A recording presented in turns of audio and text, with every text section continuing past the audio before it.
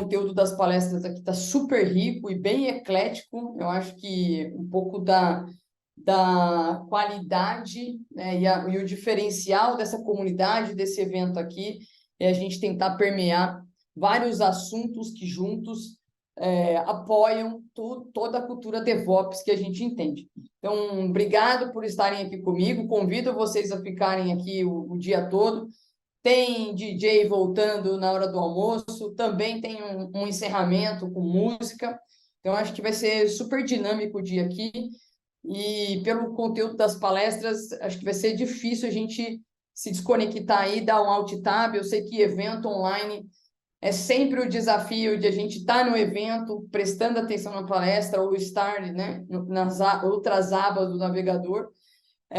Mas eu convido vocês a se entregarem aqui, entenderem o conteúdo e a gente ter uma troca bem legal. Todo final de palestra eu vou voltar aqui fazendo um link, né, de uma palestra com a outra, então acho que a gente vai trocar bastante, né? Então, obrigado por vocês estarem aqui, né? Obrigado pelo convite de host aqui, acompanhar com vocês no dia, né? Eu já vim aqui, é a minha segunda participação aqui, eu já vim aqui como palestrante.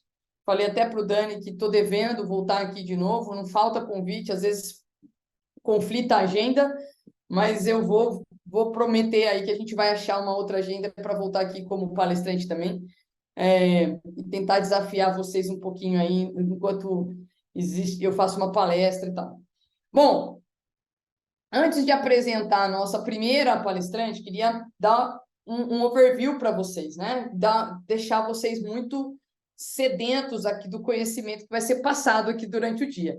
A gente está falando de 6 palestras, então durante o dia a gente vai ter 6 palestras super ricas aqui, né? E a composição dos temas das palestras está super legal, né? Então a gente começa com uma palestra falando na perspectiva de agilidade, e agilidade estava dando aula essa semana, né? E uma pessoa lá dos alunos ali da turma falou assim: cara, eu sempre tenho uma dúvida se o DevOps, né, e agilidade, framework de agilidade, como é que isso se conecta?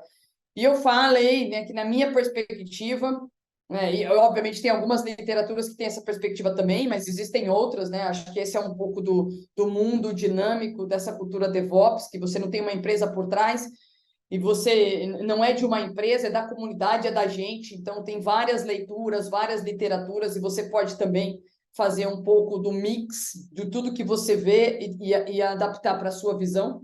Mas a minha visão sobre agilidade e DevOps, né, é que o DevOps ele vem em cima, né? Ele vem com alicerce de agilidade. Não dá para fazer, na minha visão, uma empresa se tornar mais ágil se a gente não traz a cultura DevOps, né? Então, eu acho que é uma evolução, e a evolução, se a gente vai olhar da onde veio os métodos ágeis, né, que foi lá no Manifesto Ágil, a gente sabe que isso aconteceu, o DevOps veio porque o time de desenvolvimento estava querendo entregar valor para o negócio.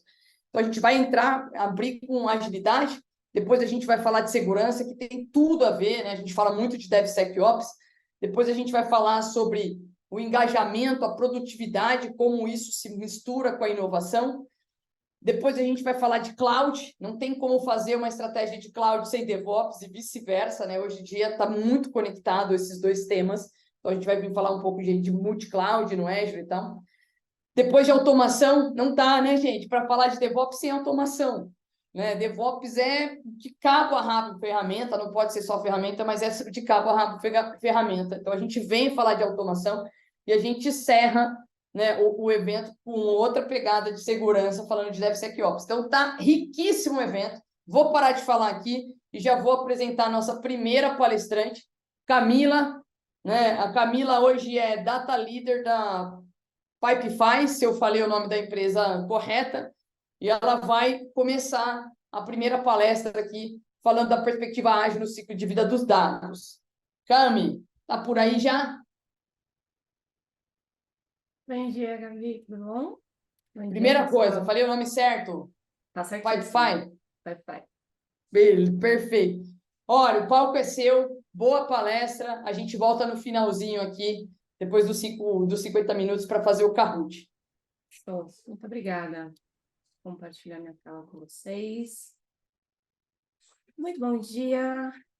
Prazer conhecer vocês. Um pouquinho sobre mim. Eu sou a Camis.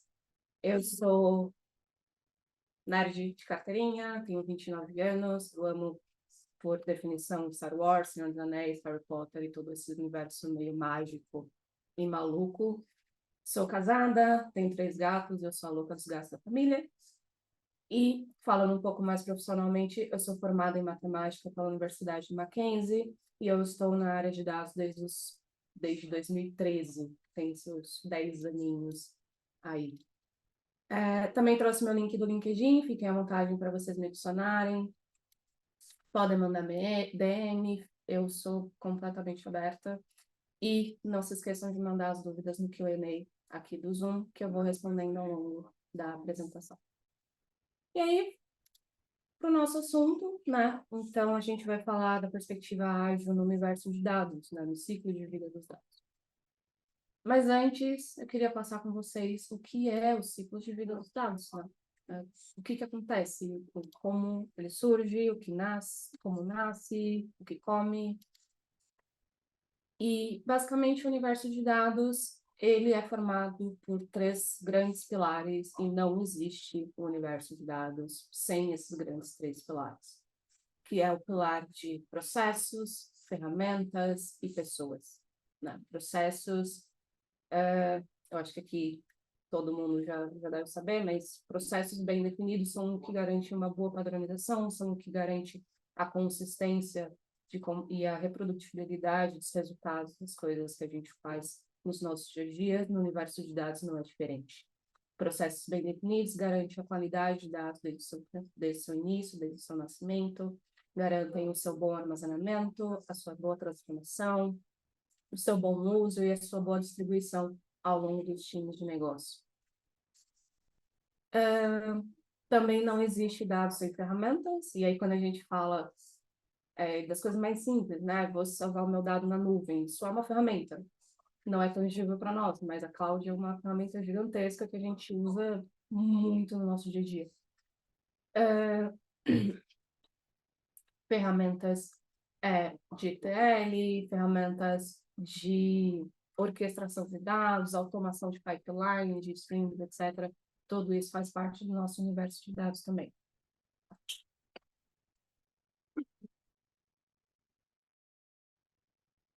E por último,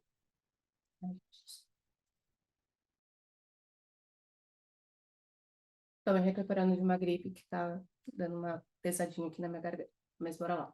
E por último, o pilar de pessoas, né? Porque no final das coisas, as empresas são formadas por pessoas e são as pessoas que fazem as coisas acontecer. Não existe universo de dados, não existe universo de DevOps, não existe empresa sem pessoas, né? E aí as pessoas, elas são responsáveis pela manutenção e pela definição dos processos e dos usos de ferramentas. Elas também são responsáveis pela disseminação de uma cultura voltada a Data Analytics, do compartilhamento de conhecimento com todo mundo da empresa e vários outros pontos. E passando para o ciclo de vida do dado em si, então eu montei esse framework aqui para vocês. Ele é um framework bastante simples. O ecossistema de dados, ele pode ser muito mais complexo em empresas maiores, ele pode ser muito mais simples em empresas menores, mas, de uma forma geral, os elementos estão aqui, né? Então, passando por esses elementos com vocês, os dados, eles nascem, de uma forma geral, nos sistemas de origem, né? Pode ser o seu ERP, pode ser o seu CRM, o seu website, pode ser o sistema transacional que roda o seu produto, pode ser o seu sistema de eventos de stream, seu aplicativo, qualquer coisa. Tudo isso está gerando dado o tempo todo, tudo isso está gerando informação o tempo todo, e pode vir de forma estruturada, pode vir de forma não estruturada também, que é o conceito de Big Data. E aí o que acontece com o dado quando ele sai dos seus sistemas transacionais e ele vem para cá, para esse universo analítico, né? Geralmente, para a gente conseguir trabalhar com essas informações de uma forma mais analítica, pensando em análise ou construção de produtos, de algoritmos de dados, etc., a gente começa a falar da existência de uma plataforma analítica, né? E o que é essa plataforma analítica? O objetivo dela é juntar todas essas informações de uma forma centralizada num lugar só. Então, eu jogo todo mundo, né? Faço um mega dump ali para minha plataforma analítica. E dentro da minha plataforma analítica, eu começo a transformar esses dados, transformar essas informações, criar estruturas para que os usuários na ponta final consigam acessar essas informações de uma forma limpa, de uma forma organizada, de uma forma simplificada também, tá? Tudo isso compõe a plataforma analítica de dados. Pode ser um data warehouse, pode ser um data lake, pode ser um misto de tudo isso, que é o famoso lake house, pode ser um data lake house com um data warehouse. Essas configurações, elas são infinitas hoje em dia. A gente tem 1 milhão de ferramentas, 1 milhão de tecnologias, algumas metodologias muito bem conceituadas que fazem esse universo nessa plataforma nascer e ser mantida aí dentro das empresas, tá? E a gente entra, então, para a ponta final, que é a ponta do usuário de dados, né? Então, usuários de dados, eles usam essas informações em diferentes formas, né? E, na sua maioria, é para criar produtos de dados. Então, o que é um produto de dados? É tudo aquilo que é um produto cuja entrega esteja no valor das informações, né? E seja baseado no valor dos seus dados. Um dashboard em alguma ferramenta de BI, por exemplo, é um produto de dados, né? Um algoritmo de machine learning é um produto de dados também, porque todos eles se conectam ali com o seu universo de dados e têm o objetivo de gerar um insight, de gerar um conhecimento novo que a empresa não tinha olhado antes. E aí, eu posso citar que o produto de dados mais importante que a gente tem, ele já começa aqui atrás, na verdade. Ele já começa aqui na plataforma analítica. A plataforma analítica, ela é um produto de dados. E ela é o produto de dados base para que todos os outros possam existir, né? Vamos imaginar o seguinte, eu quero construir um algoritmo de machine learning, só que eu não tenho dados curados em um data lake, um data lake house, ou um data warehouse. Eu não tenho uma fonte da verdade definida, né? Então, como que eu vou escrever esse algoritmo de machine learning? Como que eu sei quais são os dados necessários? Eu tenho que acessar sistema a sistema para conseguir tudo isso. Então, assim, já quebra um pouco a sua qualidade do seu algoritmo final, né? E aí, essa é a ponta. Tipo, a qualidade do seu produto de dados aqui nessa ponta, ela é diretamente relacionada com a qualidade da sua plataforma. Então, se a sua plataforma ela é bem montadinha, você tem a governança ali muito bem feita, seus produtos de dados muito provavelmente vão ser bem montados também. E se a sua plataforma de dados ela tem problemas, seus produtos de dados vão ter problemas também. Que podem ser que podem ser multiplicados ali por várias vezes, dependendo da complexidade do seu negócio, pelo tamanho da sua empresa e assim por diante. Tá, Camis, mas como que entra, né, a agilidade nesse meio? Como que as metodologias ágeis são aplicadas nesse universo de dados, né? Então, naquela primeira ponta que eu comentei, né, que é onde um dado nasce, a gente tem a agilidade como a gente já conhece, né? A cultura DevOps, a gente tem geralmente times de desenvolvimento, times de produto que já estão acostumados e que já trazem a cultura ágil para dentro do desenvolvimento desses sistemas, né? E aí, os que eu mais conheço que são aplicados são o Scrum ou formatos de Scrum e o Kanban, ou formatos de Kanban, né? Mas, obviamente, existem outras metodologias que os times se readequam, que os times atendem ao longo do seu dia a dia. Aqui a gente está falando de dados de sistemas transacionais, né, na sua maioria, então, produtos geralmente são mais fechadinhos, né? Então, você tem ali um sistema fechado no próprio sistema, às vezes, na maioria das vezes. Só que quando a gente começa a entrar no universo de dados, a gente começa a ver que a adoção das metodologias ágeis, ela muda bastante de configuração, porque as empresas têm configurações muito diferentes de como eles formatam esse universo de dados dentro de si, né? Então, a gente pode ter empresas onde o seu universo de dados aqui está centralizado, a gente pode ter empresas onde a gente tem várias equipes diferentes que compõem vários pequenos universos de dados separados, e aí a adoção da metodologia ágil ela vai variar muito. Ela começa a ganhar roupagens diferentes em cada uma dessas pontas e tudo mais.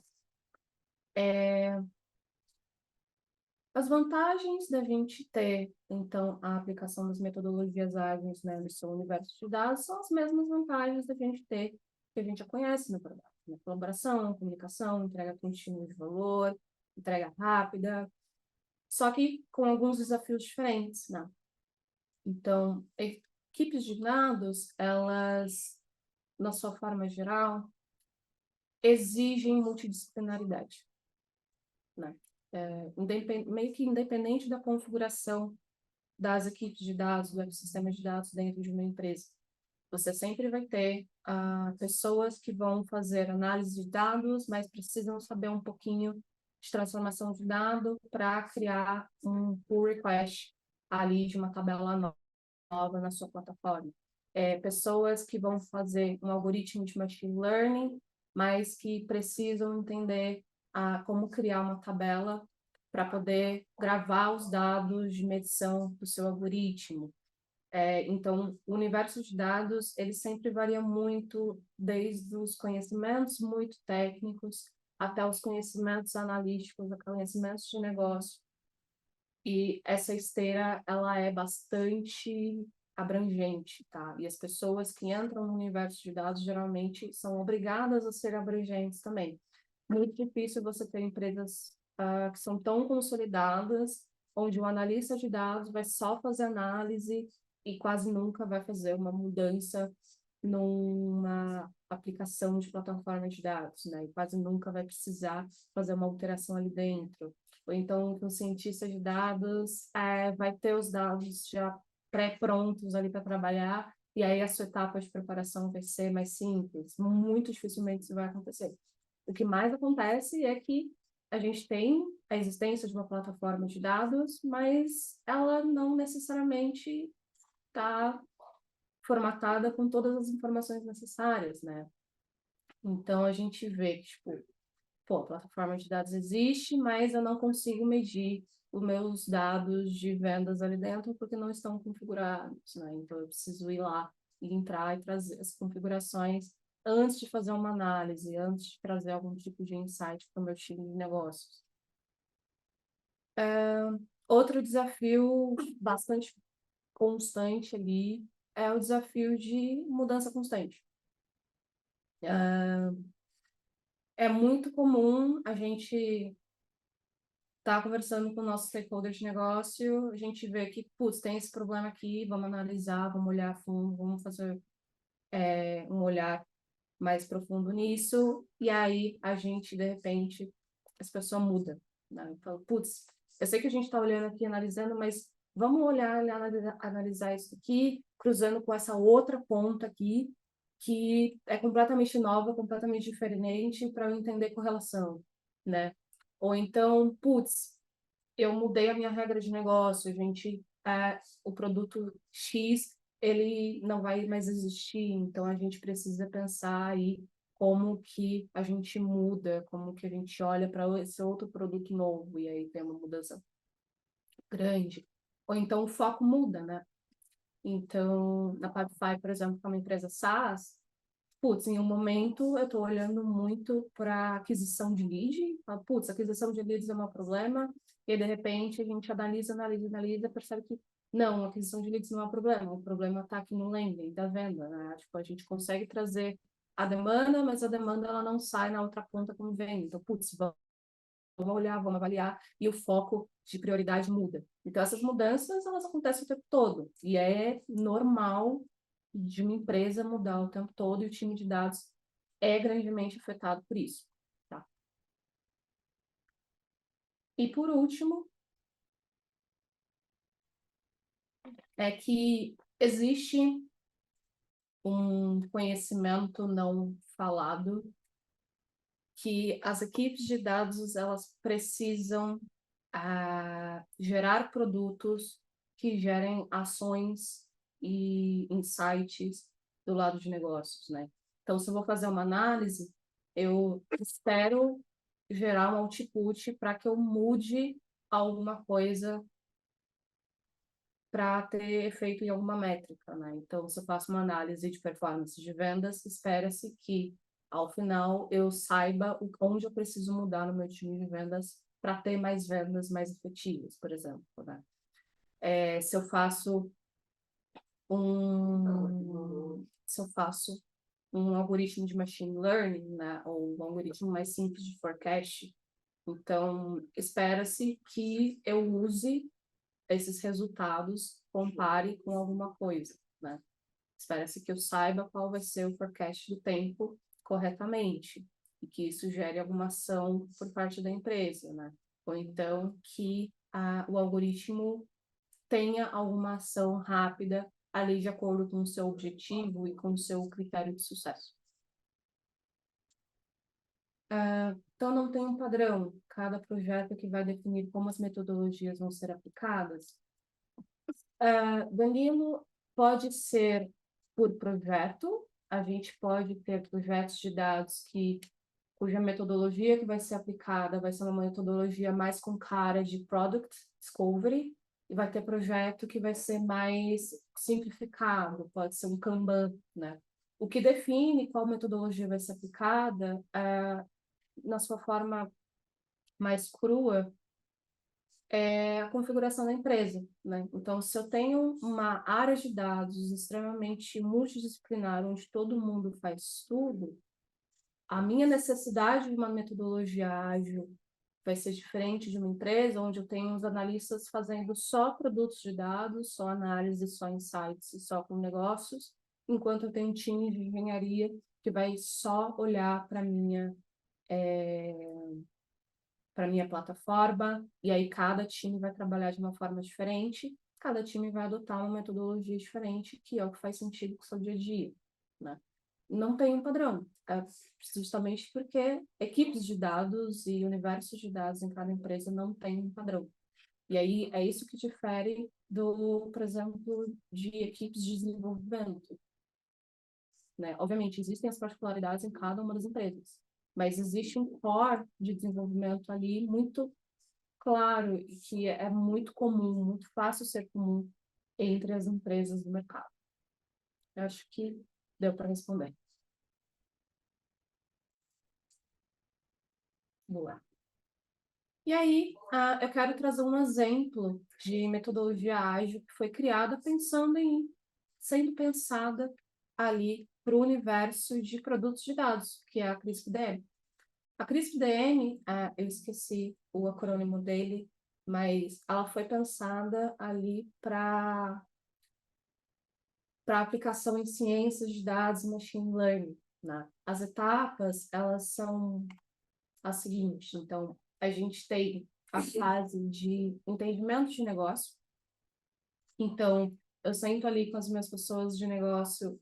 Ai, Gabriela, obrigada. Cross Industry Standard Process for Data Mining. Exatamente, muito obrigada. Eu tenho a etapa de entendimento de negócio. Então, o entendimento de negócio, ele é o momento onde as pessoas envolvidas no projeto ou no desenvolvimento do produto vão sentar com os times de negócio e vão entender, tá bom, qual é o problema? né? O que a gente vai entregar com isso? Quais são as expectativas e quais são os critérios de sucesso necessários para que a gente trace um plano, né? É aqui que você quer perder tempo. Se você for escolher perder tempo, escolha perder tempo na fase de entendimento de negócio. Porque se você fizer um entendimento de negócio não muito profundo, se você não tiver bem a sua definição de problema, a sua definição de critério de sucesso, as etapas seguintes vão rodar não muito claras. E aí a gente chega lá no final, a gente faz uma apresentação para o nosso stakeholder de negócios, ele vai olhar, tá, mas não era isso que eu queria, não era isso que eu esperava, né? Não foi isso que eu pedi. Então, se você for perder tempo em uma etapa, é no entendimento de negócio. É para ser estressante dependendo do seu contexto, né? Se for um projeto muito grande, o entendimento de negócio vai ter um contexto muito grande. Depois disso, a gente parte ali para a fase de entendimento dos dados, das informações que a gente tem, né? Então, dado que a gente sabe onde que a gente quer pegar, como a gente vai chegar lá, é o entendimento dos dados. É aqui que eu vejo, tá, então, se eu tenho um projeto onde eu vou escrever um algoritmo de machine learning que identifica qual é o vendedor que está com baixa performance. Talvez o algoritmo de machine learning seja too much para isso, mas eu vou escrever uma forma analítica de medir a performance, por exemplo, dos meus funcionários de uma equipe, e eu preciso ranquear eles para que a gerência dessa equipe entenda quem está indo bem, quem está indo mal e aonde cobrar, né? Então, entendimento dos dados, então tá. Quais são as informações que me falam o que é a performance, né? Então, eu tenho um KPI de venda, eu tenho um KPI de lost, eu tenho um KPI XPTOZ, eu tenho um KPI de conversão tal, tal, tal. E aí eu vou entendendo essas informações, eu vou escrevendo documentações dessas informações. Muitas vezes eu escrevo o cálculo dessas informações também, numa planilha de memória de cálculo, para eu ter extremamente claro o que é cada informação que eu tenho disponível, cada informação necessária que preciso ter disponível para poder atender o meu produto. E aí depois a gente vem para a fase de preparação dos dados, e isso daqui pode ser extremamente simples ou extremamente complexo, depende de N variáveis aqui, mas de uma forma geral, eu pego os meus dados e eu trabalho eles para que eles fiquem prontos para a minha fase de desenvolvimento ou para a minha fase de modelagem, né? Então, em ciência de dados, é muito comum eu fazer transformações nos meus dados se eu tenho um modelo que não aceita muito bem outliers, né? Então, eu transformo a minha métrica, normalizando não é a palavra, né? Transformo a minha métrica, balizando ela de forma que os meus outliers não tenham um peso tão significativo assim para o meu modelo. Ou então, às vezes, eu tenho muito nulo. Putz, eu faço tratamento de dados nulos, dados inexistentes. Eu preciso fazer uma query gigantesca para eu conseguir montar uma view na minha plataforma de dados, em que esses dados vêm prontos para mim. E, às vezes, eu tenho que fazer tudo isso. Depois disso, a gente vem para a etapa de modelagem ou desenvolvimento de fato. É aqui que eu vou escrever o meu modelo, que eu vou fazer meus testes, é aqui que eu vou entender quais podem ser os possíveis níveis de acuracidade, eu vou tentar fazer o tuning dentro ali do meu SLA disponível para esse projeto, é aqui que eu vou abrir o meu Tableau e vou começar a montar o meu dashboard, etc, etc. Depois disso, tem a etapa de avaliação, que aí eu traço um paralelo com todo o critério de sucesso que foi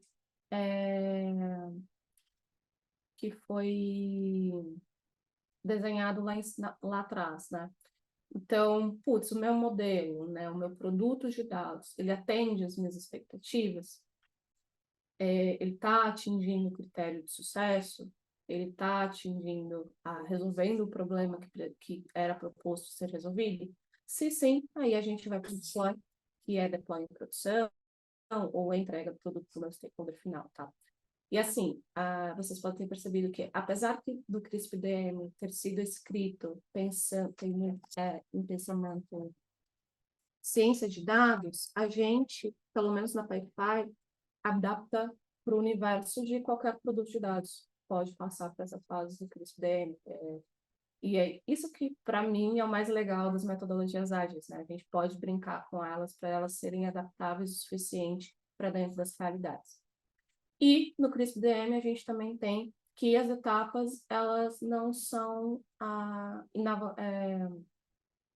elas não são fixas, né?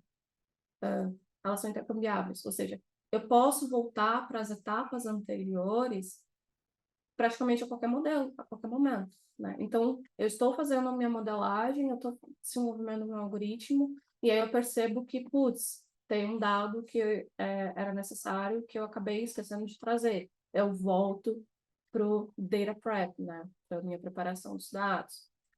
Eu estou na etapa de entendimento dos dados, eu posso voltar para a etapa de entendimento de negócio e falar, putz, ó, tem isso daqui, como que isso se encaixa com o restante do meu contexto aqui de negócio?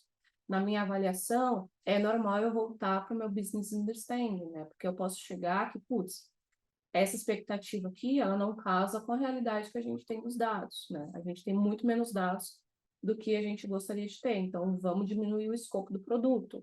É normal isso acontecer. E aí, todo o tempo eu vou indo e voltando nas etapas do CRISP, porque a todo tempo eu vou entendendo mais o meu dado, e aí eu vou vendo o que é possível de ser feito ou não naquele momento, dado aquele contexto. E aí, se vocês prestaram atenção no meu framework de dados, vocês vão perceber que faltou uma coisinha, né? Que é a tal da governança de dados. O que é a tal da governança de dados, né? Se eu voltar para o framework aqui,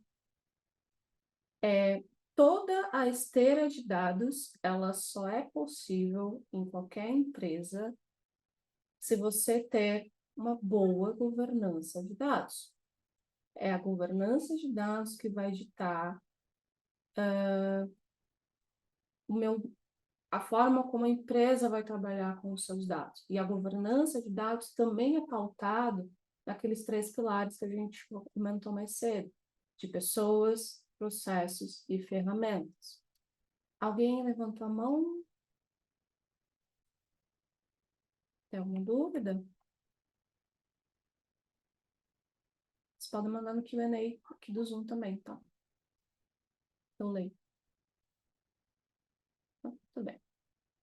Né? E aqui eu trago um pouco da definição. Então, a governança de dados, ela é um conjunto de definições, boas práticas e acordos que possibilitam que o seu dado seja bem gerenciado em todo o seu ciclo de vida durante toda a empresa. Aqui eu trouxe o foco do ciclo de vida do dado dentro dos times de dados, né, das equipes de dados. Só que o dado, ele existe na empresa inteira. E a empresa inteira é responsável pela governança de dados em vários níveis diferentes, né? E aqui eu trouxe para vocês a imagem do DAMA International de um framework de governança de dados, né? E aqui a gente consegue ver, putz, governança de dados, ela junta a existência de políticas, a existência de stewards e ownership, que são pessoas com responsabilidades e papéis bem claros, definidos ao longo da empresa.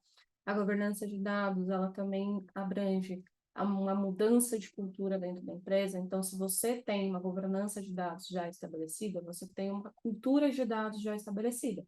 Se você está na fase de começar a trazer a governança de dados para dentro da sua empresa, então você está numa fase onde você vai trazer uma mudança de cultura para sua empresa, né? E quem já passou por mudança de cultura sabe o quanto isso é difícil. Ela junta também estratégia, princípios e ética, valor do seu dado, então como que você valora o seu dado, né? Data maturity, então assessment de maturidade de dados, então em que nível de maturidade você está? Existem vários níveis, desde o nível mais baixo até o nível mais alto de uso de maturidade de dados, classificação das suas informações. Você tem também o pilar ali da arquitetura, da modelagem, do design de seus dados, da manutenção e do enablement de seus dados, do seu uso, e de até mesmo atividades fundamentais do seu dado, como a proteção, a segurança das suas informações, a segurança de risco que você vai ter, o gerenciamento de risco que você vai ter em cima disso, né? Qual é o risco de uma metodologia ágil, de um projeto, bater contra a governança da empresa? Dificilmente. Não lembro de ter visto isso acontecer. Só se as pessoas estão fazendo tarefas que ferem a governança de dados, né? Então, por exemplo, eu estou abrindo minha base de dados e estou metendo um update em todo mundo sem fazer gerenciamento de mudança, sem fazer definição de mudança, sem avisar ninguém. Então, assim, a metodologia ágil em si, a aplicação das metodologias ágeis não deveriam ferir a governança de dados. Elas só deveriam facilitar a aplicação da governança de dados ao longo da empresa. Existem casos onde a gente pode fazer a adoção de governança de dados na empresa usando metodologias ágeis, né? Então, quando a gente tem uma empresa que não tem muita governança de dados, não tem tanta essa aplicação, a gente pega a governança de dados e a gente corta, né, um pedaço, fala, beleza, por onde eu começo a implementação disso? E aí a metodologia ágil é chuchu neném para a gente começar a fazer a aplicação da governança. Mas não, bater contra dificilmente. Tá? E aí, por que ter governança de dados, né? Quais são os benefícios? Primeiro que a gente ganha precisão e confiabilidade das nossas informações, a gente ganha qualidade, a gente ganha controle sobre a qualidade das informações. Segundo, que a gente garante que a gente consegue aplicar as políticas e as regras de compliance, LGPD e qualquer outra política necessária, jurídica, em cima disso. A gente garante a segurança das nossas informações. Eficiência, porque aí a gente tira, por exemplo, erros, né, a gente minimiza erros na hora de lidar com esses dados.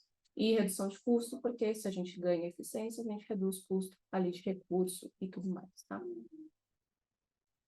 As metodologias ágeis obedecem à governança? Sim, podemos ler dessa forma.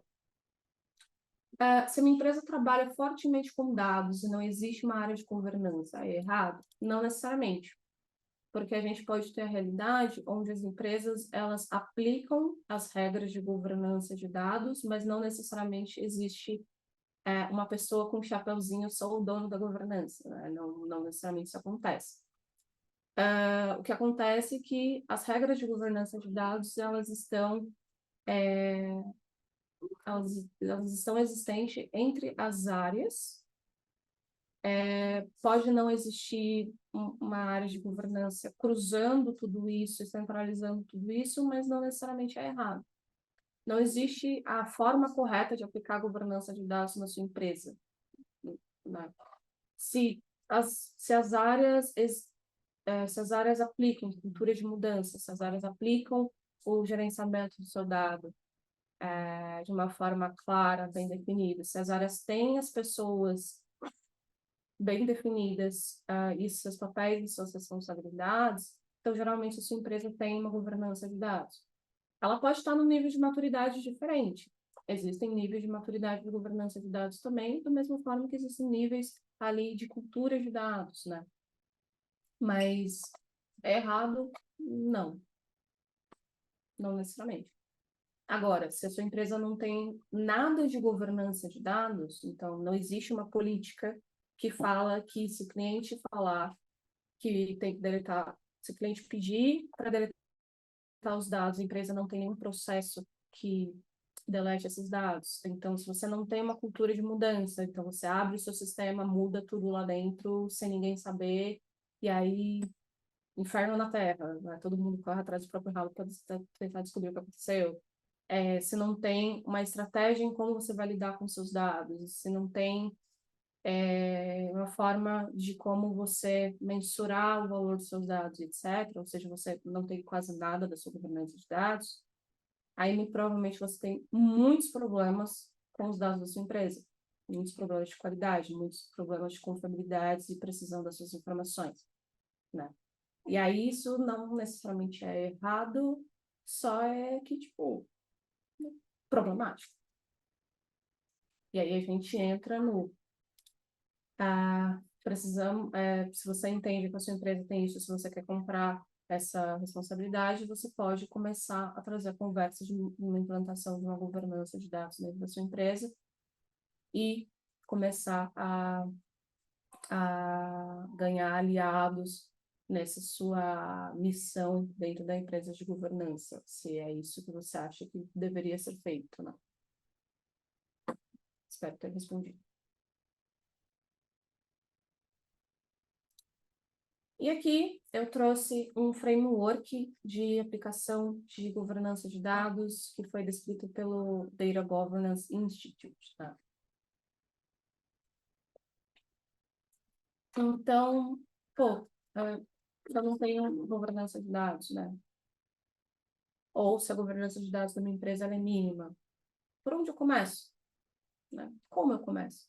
E aqui eles trazem essa sugestão. Então, de começar pelo porquê. Por que você quer trazer a governança de dados para a sua empresa? Qual é a missão que você está querendo adotar aqui, né? Segundo, beleza, você precisa entender aonde você está e para onde você está indo. Então, vamos metrificar, começar a metrificar a sua capacidade de adoção de governança de dados, né? Então, quais são as metas que você tem com a governança de dados? Quais são as métricas de sucesso? Qual é o fundamento ali que você vai tomar para adoção de governança de dados? Como, né? Quais são as definições? Quais são as suas regras de dados? Como que você vai fazer essa implementação? Eu posso passar a apresentação para o pessoal, sim, não tem problema. Como que você vai fazer essa implementação, né? Quando? Quando cada uma dessas etapas pode ser vista. E eu recomendo fortemente vocês olharem aqui no Data Governance Institute, que eles explicam muito mais a fundo cada uma dessas etapas, cada um desses pontos, né? Outro ponto importante é definir pessoas, né? Então, quem são os stakeholders de dados, quem são os data stewards, quem são os data owners, quem vai ser o responsável, master pela data governance, pela governança de dados, então pode ser uma área. Geralmente, quando você ganha maturidade sobre a governança de dados, você encaminha para ter uma área responsável por tudo isso, que gerencia tudo isso em conjunto com as áreas, né? No começo da maturidade de governança, não necessariamente. E aí você vai escalonando isso ao longo da sua empresa. Show? Gente, é isso, rapidinho. Vou abrir aqui para mais perguntas. Se vocês quiserem compartilhar, fiquem à vontade, podem compartilhar comentários, podem compartilhar a realidade de vocês. É um momento aberto.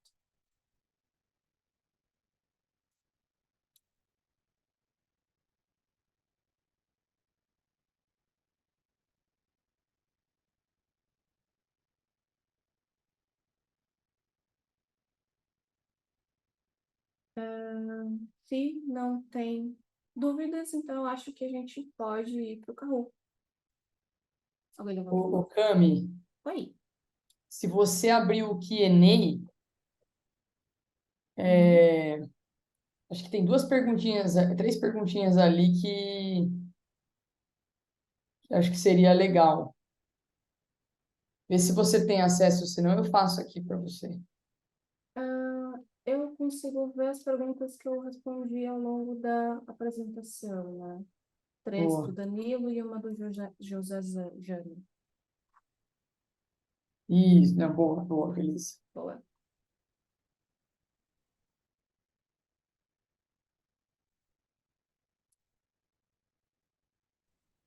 Muito bom. Ô, Dani, deixa eu fazer. Ô, Cami, perdão.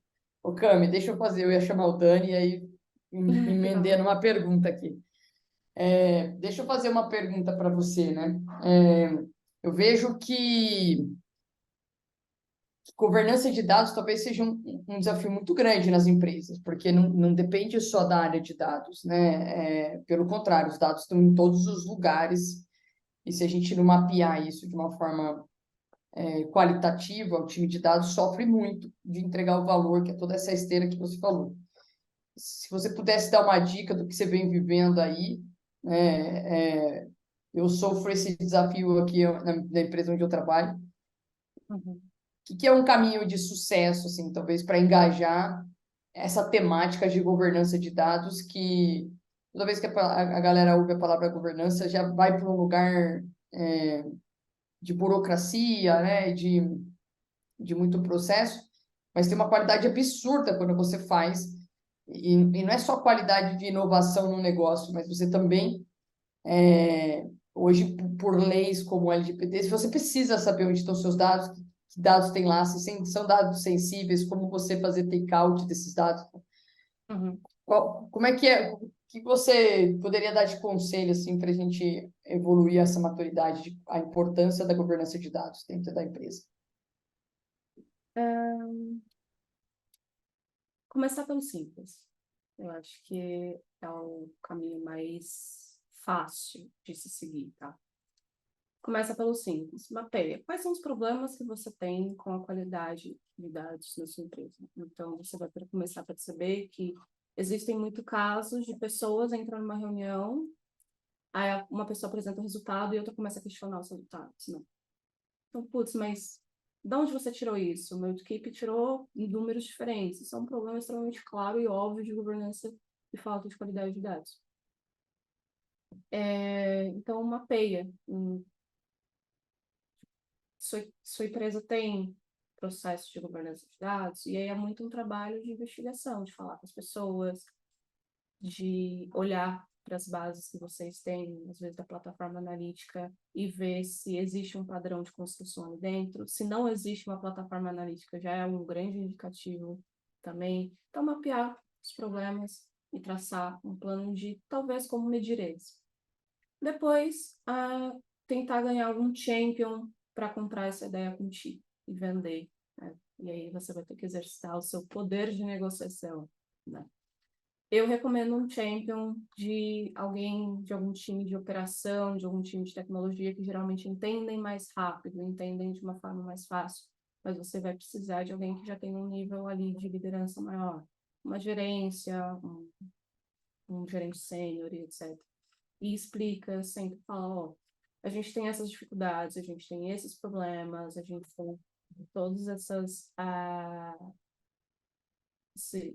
essa cadeia aqui de problemas e tudo mais. Vamos começar traçar uma estratégia de governança? Beleza. Uma vez que você tem esse buy-in, você começa a fazer o que eu comentei, né? E aí eu acho que o Data Governance Institute explica muito melhor do que eu, né? Existem cursos também, existem pessoas que se dedicam a ensinar governança de dados para as outras pessoas, né? E aí, como que você vai aplicar e começar a aplicar de fato, depende muito da empresa, dos recursos que você tem, né? Então, se você tem à sua disposição recursos melhores, você pode começar a comprar algumas ferramentas de governança de dados para começar a monitorar o seu dado ao longo ali de vários lugares. Você começa a sentar com as pessoas que são detentoras do conhecimento e fala, putz, vamos documentar esses dados, o que eles significam, o que a gente tem de plataformas, de tecnologias, como eles são tratados. Se você não tem uma cultura de mudança, então, putz, vamos implementar uma cultura de mudança, versionamento, gestão ali de MRs, pull requests, etc. Plano de comunicação e começar simples. Aonde doer mais na sua empresa, geralmente é onde você vai se direcionar para fazer. Você pode começar determinando políticas, ou você pode começar só documentando as coisas e garantir que está todo mundo sabendo o que é cada métrica.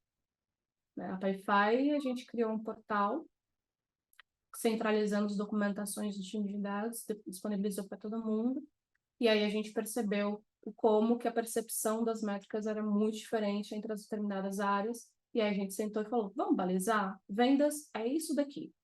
Se você olhar vendas com esse filtro, é um KPI diferente. E aí a gente nomeia as coisas de uma forma diferente. De repente, as brigas diminuem, né? E aí a gente começa a ter pessoas olhando para as perspectivas mais próximas. Então, começar pelo simples é sempre o melhor caminho. Muito bom. Tem umas perguntinhas aí, a galera se empolgou. Ah, eu vi. Acho que Vamos dá lá. tempo ainda aí, tem uns 3 minutinhos. Manda bala. Temos. Sou analista plano de infra, essas palestras são excelentes, porque estão sempre estudando pela borda no mundo de DevOps. Sim, o universo de DevOps é muito maior do que a gente acredita. Né? Por onde começar, faz parte de uma matéria específica. Então, existe um livro chamado Dama, DMBOK, DMBOK, que é o livro mãe de toda a governança de dados. Ele é relativamente antiguinho, mas as suas metodologias ainda drivam muita coisa do universo de governança de dados. Minha recomendação é ler artigos sobre esse livro, porque o livro em si é muito grande e difícil de absorver da primeira sozinho. Então, se você puder ter o livro ali de lado, que vai ser aquele livro que você volta, consulta, aí volta de novo, estuda outra coisa. Tá? Quais são os desafios de fazer essa governança de forma descentralizada, já em linha com os novos paradigmas de data mesh, data-driven, etc. Então, os maiores desafios não estão no lado de tecnologia, porque eu acho que existem diversas ferramentas que ajudam a gente. Cara, existem várias ferramentas de centralização de conhecimento de metadados, existem várias ferramentas de monitoramento dos seus pipelines de dados, várias ferramentas de gerenciamento de mudanças e etc. Porém, o desafio, ele está ali no pilar de processos e no pilar de pessoas. Fazer as pessoas comprarem a gestão da governança de dados com você, vender isso e fazer as pessoas entenderem que isso é um problema, não ter. E processos, você vai perceber que muitas vezes os dados estão de má qualidade, porque os processos das equipes não estão bem desenhados, não são consistentes. As pessoas não escrevem o que elas deveriam escrever no formulário que elas deveriam, né, preencher e etc. Então, os maiores desafios estão ali no caminho dos processos e das pessoas, e não das ferramentas, porque as ferramentas só ajudam a gente, tá? E essa é uma outra dica, inclusive. Usem e abusem das ferramentas de gestão de governança de dados. Elas ajudam muito. A governança de dados atua mais na questão de observabilidade dos dados e gestão, ou também visa a segurança? Visa 100% a segurança, adequação de LGPD, adequação de controle de risco, gerenciamento de risco sobre os seus dados.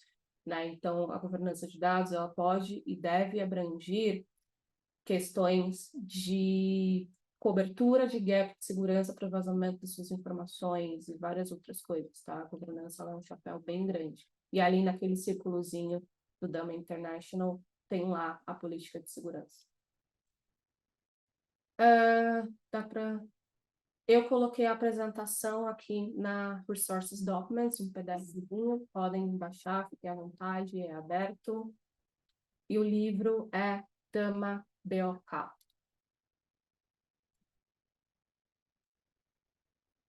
Acho que dá para responder tudo. Boa. Cami, queria te agradecer demais. Eu já estou aqui até íntima, chamando você de Cami e Camila. Pode ficar à vontade, Cami. Imagino que as pessoas falam assim também. É mania de povo que mora aqui em São Paulo. Queria agradecer demais a sua participação, o conteúdo aqui super rico. Acho que o desafio de dado hoje é o desafio do mundo, né? A gente passou muitos anos querendo esses dados, né? Guardando esses dados, e eu acho que o desafio é o que faz com esses dados, né? E como você conecta na esteira de negócio, de inovação, que aí sim tem valor dos dados que a gente está capturando aí. E eu acho que dados, no final do dia, é um desafio para toda empresa ser mais data-driven, não importa como fazer isso sem ser só a área de dados, né? Acho que a área de dados tem que protagonizar essa jornada na empresa, mas eu acho que bem parecido como segurança, com DevOps, se as outras áreas não tiverem, igual você falou do Champions e tal, se as outras áreas não estiverem engajadas nesse data-driven, a gente vai ter dashes ali que não vão ser usados e não vão apoiar a tomada de decisão, né? Vão estar ali só porque é bonito e tal. Então, obrigado aí por compartilhar o conhecimento aqui com a galerinha e vamos para o Kahoot. O Dani acho que vai aparecer aí para a gente fazer esse primeiro Kahoot. Vamos ver se a galera de fato, né, prestou atenção aqui no conteúdo e vai conseguir responder as perguntinhas aí.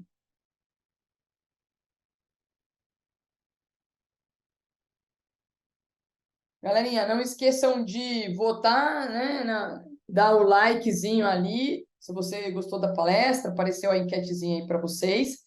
Já agradecer, acho que os palestrantes, as palestrantes aqui ficam super agradecidos de receber feedback, fora os do chat aqui. E agora, para todo mundo, a gente viu que tem bastante gente de primeira viagem aqui no evento. Todo final de palestra, a gente abre a sessão Kahoot, que são perguntas da palestra. Tem prêmios, né, diversos aqui. E aí vocês não vão ficar necessariamente sabendo, a gente vai capturar cada palestra, você tem a chance de ganhar. Então, se você saiu para tomar água, perdeu o fio da meada da palestra aqui, não se preocupa que a todo final de palestra vai ter um Kahoot aqui. Então, agora é o momento que você abre ou o navegador, né, ou o app, se você já usa Kahoot em outra oportunidade. Escaneia aqui o QR Code, põe ali, entra no jogo. Né? Vejo que vocês são todos anônimos e estou feliz demais que a galera está entrando em peso aqui. Ó. Se a gente for olhar, a gente tem quase 400 participantes. Agora é o momento que a gente faz teste de carga na aplicação do Kahoot e a gente vê se eles dão conta de 400 pessoas ali jogando esse jogo. Vão ser 5 perguntinhas do tema da palestra da Camila e a pessoa que mais pontuar, lembrando que o Kahoot, para quem nunca jogou, presta atenção na pergunta e o tempo que você responde. Não importa só responder certo, né? Porque pode ter gente que vai responder tudo certo, mas o tempo, aquele segundo que você não pode perder, esse segundo vai fazer diferença para você ser o campeão. O campeão, no final, a gente, né, descobre quem é, se é Pedro, Maria, João, Gabi aqui, que já fez a colinha. Não, brincadeira, não joga.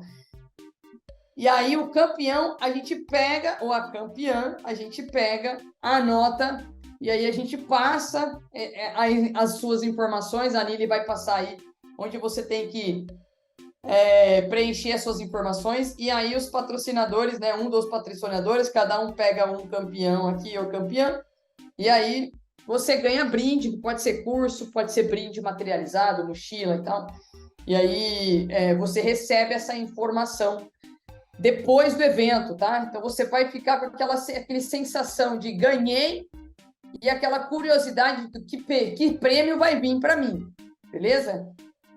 E aí, Aline e Dani, vocês vão me falando aqui qual que é o time que a gente deixa para a galera entrar. Tem os Rubinho Barrichello aqui, né? Que tá chegando depois, tá ainda chegando. Vocês vão me falando aí a hora que para, entrou, não entrou, entra no próximo.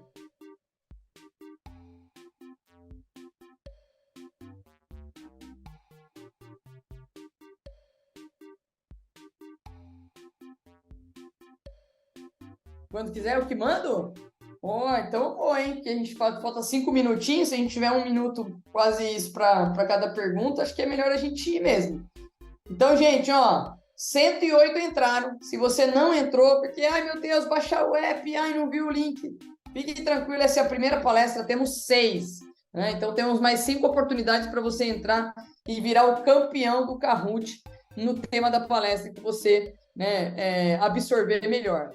Dani, só soltar. Gente, vai soltar a perguntinha, vai aparecer aí. Presta atenção na pergunta, a perspectiva ágil. E play.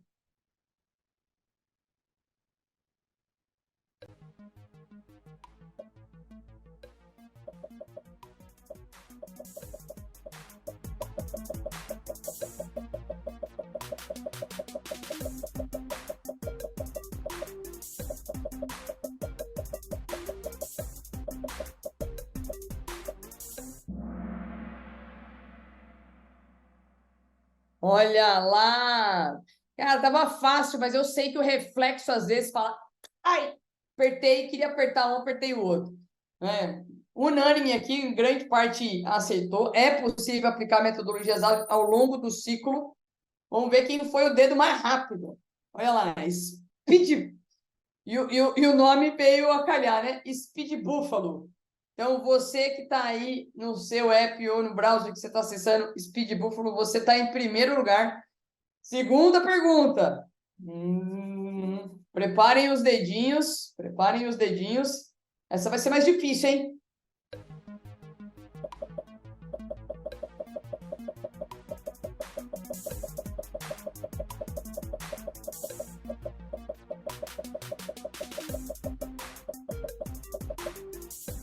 Caraca, a galera tá detonando. Tá parecendo um paintball aqui. Gente, é a primeira etapa lá que a Cami falou, e é entender o contexto e os objetivos do negócio. É a parte principal, é a etapa principal, estava bem lá no slide. Muito bom, acho que deu uma equilibrada aqui, vamos ver quem continua aí. Olha lá, mudou total o ranking. Fanny GNU, ó, Fanny GNU, vou falar que é GNU, né, que eu, Linuxera que fui, Fanny GNU, assumiu o pódio aqui e mudou, hein? Mudou todo mundo aqui. Então, bora lá para a terceira pergunta.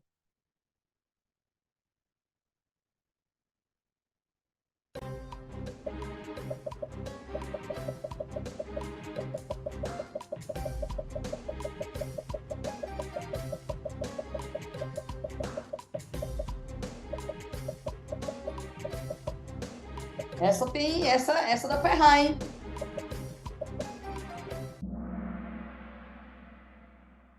Processos, pessoas e ferramentas. E, gente, esses pilares são para DevOps, são processos, pessoas e ferramentas.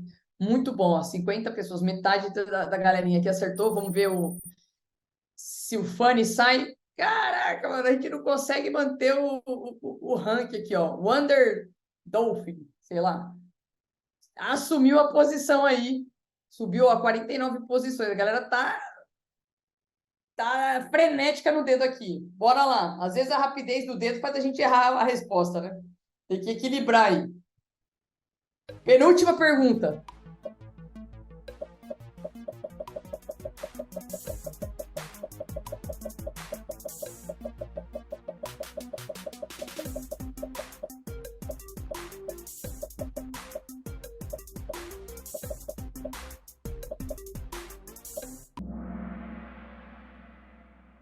Essa aí tava fácil, hein? Olha lá, conseguimos ajustar. No último aqui, a galera ia deu uma. No ciclo de vida de dados, o dado nasce em algum sistema de origem, né? E esse é o desafio, né? Porque são vários lugares de origem. Muito bom, vamos ver o ranking.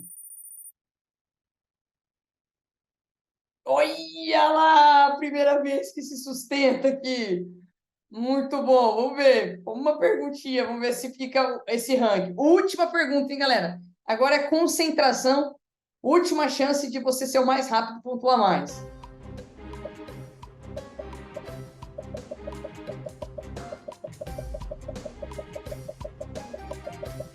Olha lá, o produto de dado mais importante é suspense.